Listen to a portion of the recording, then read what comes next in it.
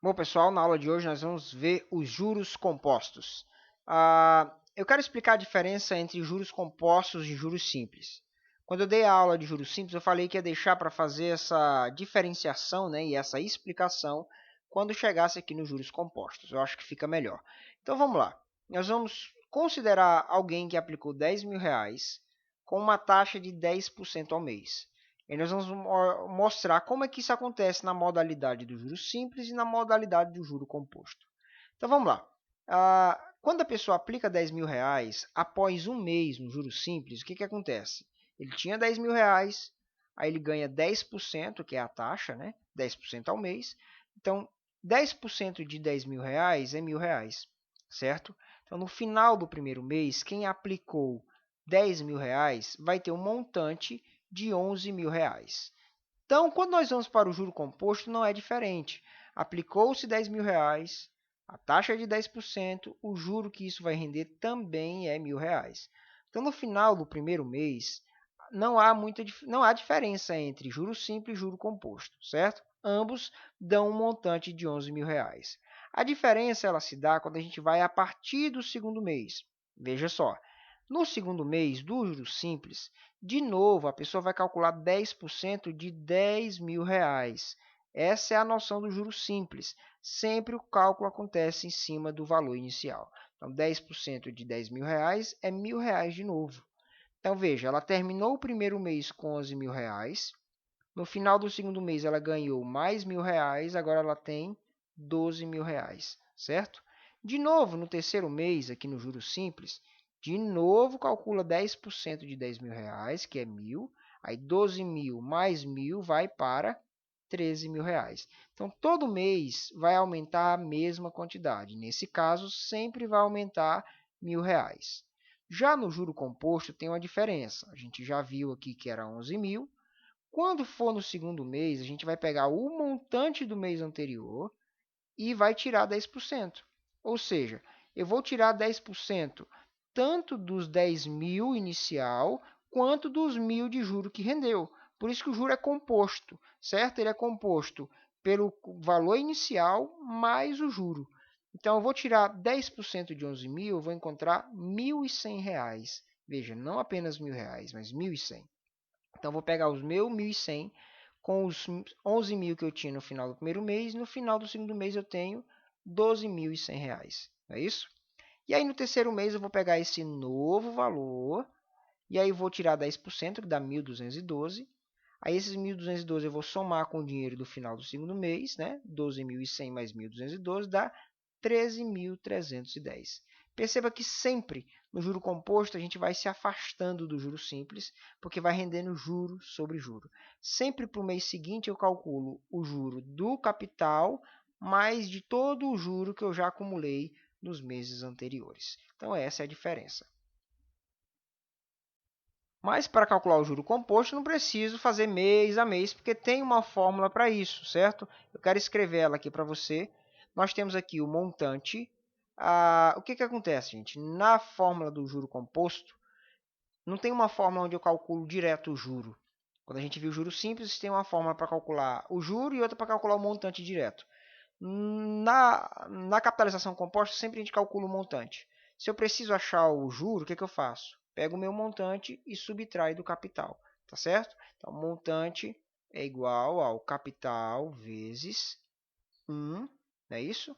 Mais I elevado a t. Alguns livros vai estar elevado a n, mas isso aí não muda nada, tá?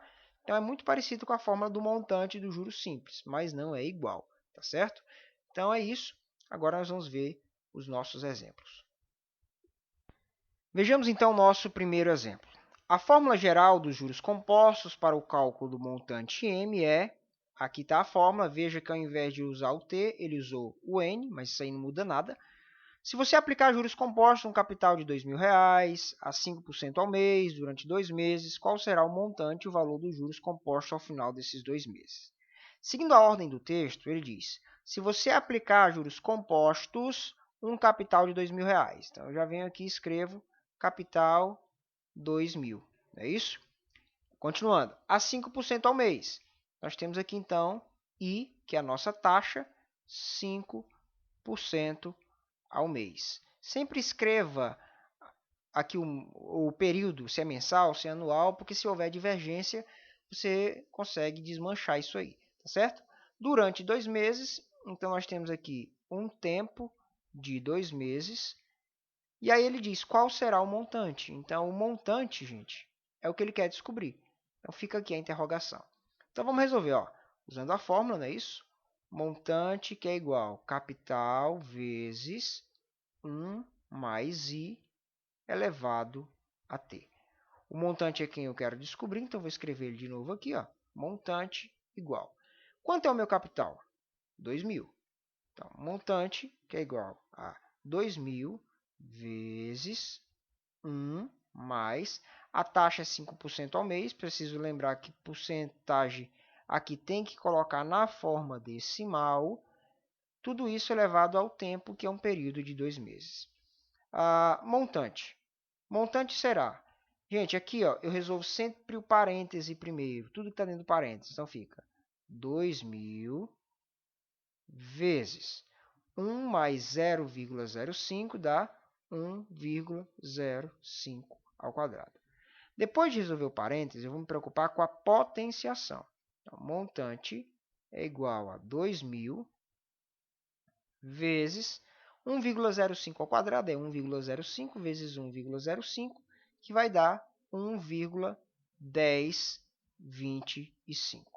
Montante, então, gente, 2.000 vezes 1, 10,25, vai dar 2.205, certo? Então, o montante é de R$ 2.205, conforme a alternativa C. E o juro? Bom, o juro basta pegar, né?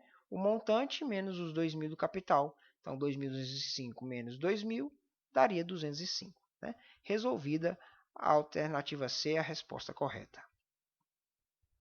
Questão 2. Uma dívida de R$ 5.000 foi liquidada pelo valor de 11.250, pagos de uma única vez, 2 anos após ter sido contraída.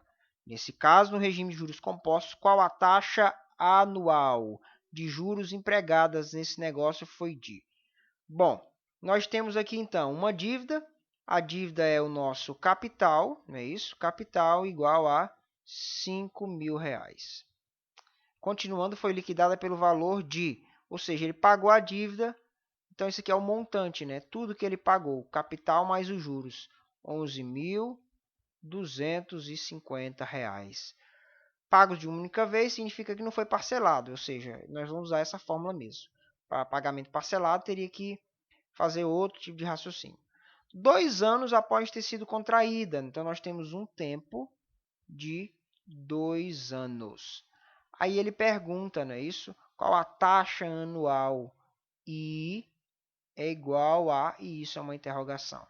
É importante perceber que o tempo e a taxa estão no mesmo período, né? Ó, foram 2 anos para pagar e ele quer saber a taxa anual, ou seja, ao ano. Beleza, está compatível.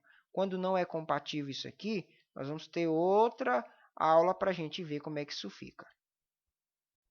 Bom, então vamos resolver, né? Ó, montante é igual a capital vezes 1 mais I elevado a t.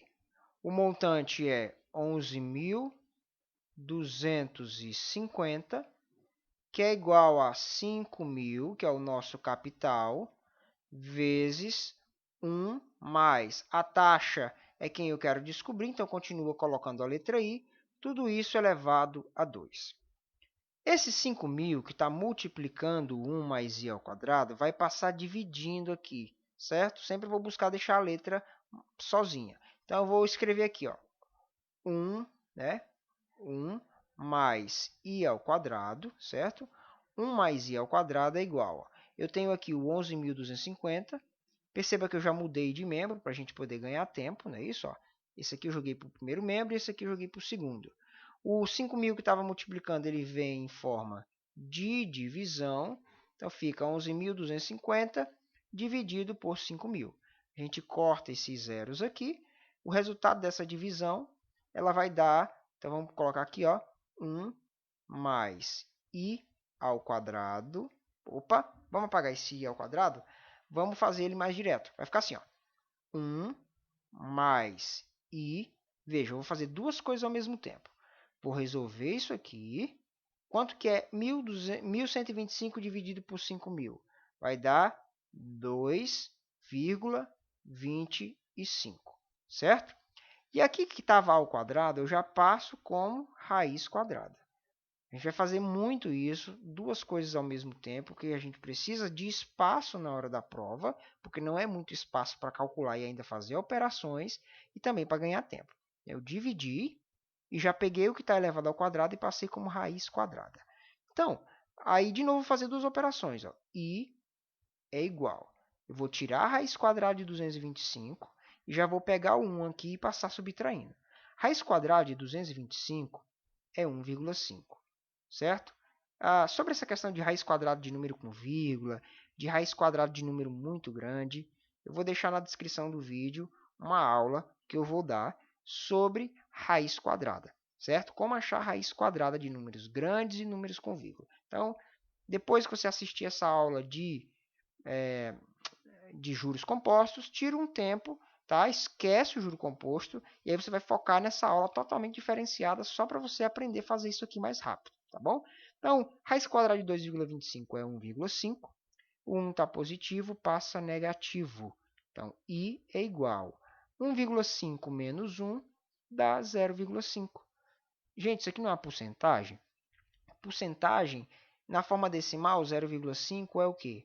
50%, certo? Então, a taxa praticada aqui foi uma taxa de 50%. Logo, a alternativa D é a alternativa correta. Vamos então para o nosso último exemplo. O montante gerado por uma instituição financeira em uma aplicação no regime de juros compostos é R$ 5.000 em 10 meses ou R$ 5.202 em um ano.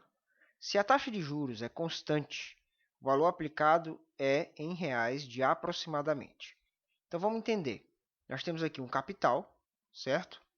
Esse capital, se ele for aplicado por um período de 2 meses, ele vai acabar virando um montante de R$ 5.000, certo?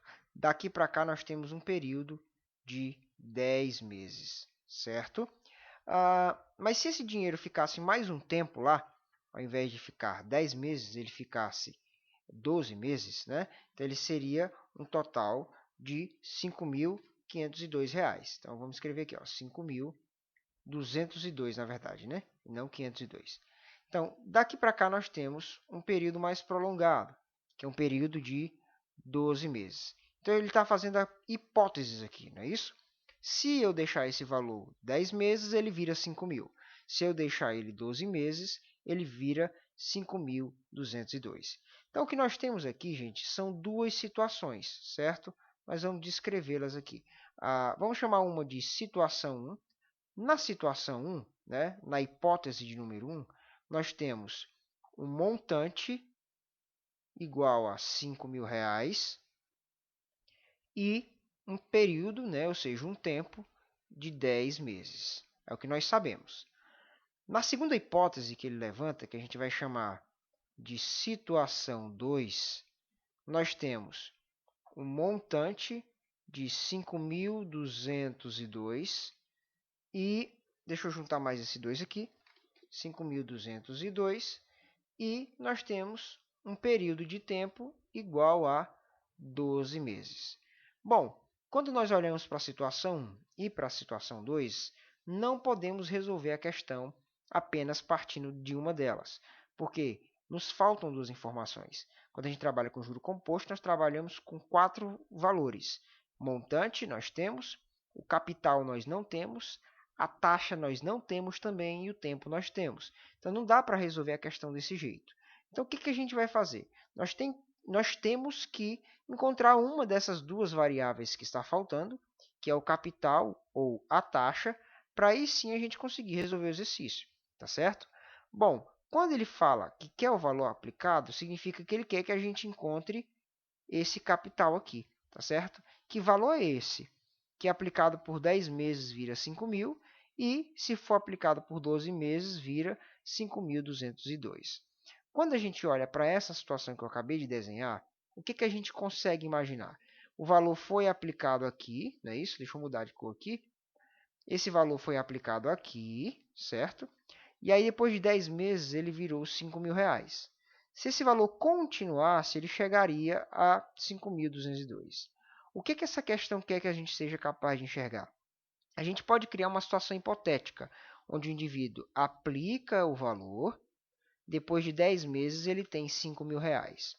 Quando se dá continuidade, gente, na aplicação até chegar em 12 meses, é a mesma coisa desse indivíduo aplicar o dinheiro por 10 meses, esse dinheiro vira R$ 5.000, aí ele saca esse dinheiro e reinveste no mesmo dia, e aí depois vai passar um período de mais 2 meses até esse valor virar 5.202. Essa é a chave para resolver a questão, que depois de 10 meses eu tenho esse valor, mas eu posso partir do pressuposto que eu comecei com 5.000 e depois de 2 meses, porque já se passaram 10 meses para chegar em 12, faltam 2 meses. Então eu teria um período de tempo aqui de 12 meses. Como que ficaria a minha situação do jeito que eu estou criando aqui essa hipótese? Onde a pessoa deixou o dinheiro aplicado por 10 meses, aí digamos que ele sacou o dinheiro e investiu de novo. Então nós teríamos aqui um capital, que é um ponto de partida de R$ 5.000, certo? Esse valor ele vai passar por uma capitalização, que é um período de tempo de 2 meses, que é o que falta para chegar em um ano, né? De 10 meses para 12 meses. O que acontece? Isso aqui vai gerar um novo montante, que é um montante de 5.202, e sobre uma taxa que eu não sei que taxa é essa. Então, essa taxa para mim é uma interrogação, tá certo? Então, é isso que você tem que ter em mente. Aplicar por 10 meses, sacar e investir por mais 2 meses é a mesma coisa de deixar o dinheiro rendendo 12 meses direto, tá certo?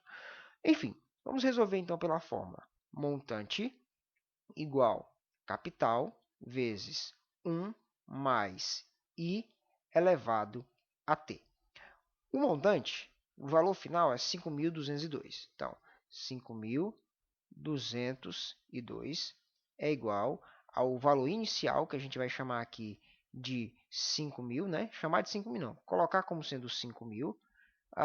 Tudo isso vai ser multiplicado por 1 mais I elevado ao meu tempo, que é um período de 2 anos, tá certo? Esse 5.000 está multiplicando, vou passar ele dividindo. Eu vou ficar com isso aqui, 1 mais I elevado ao quadrado é igual a 5.202, não é isso? Tudo isso dividido por 5.000, tá beleza?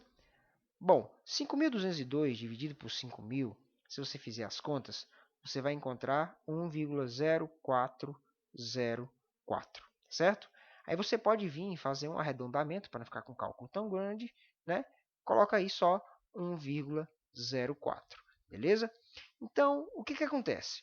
Nós temos a seguinte ideia aqui, 1 mais I elevado ao quadrado é igual a 1,04. Qual é a chave para resolver essa questão? É essa tabela aqui. Essa tabela ela nos é dada não junto com a questão. Isso aqui é uma prova da Caixa Econômica e essa tabela ela aparece ou no começo ou no final do caderno de prova.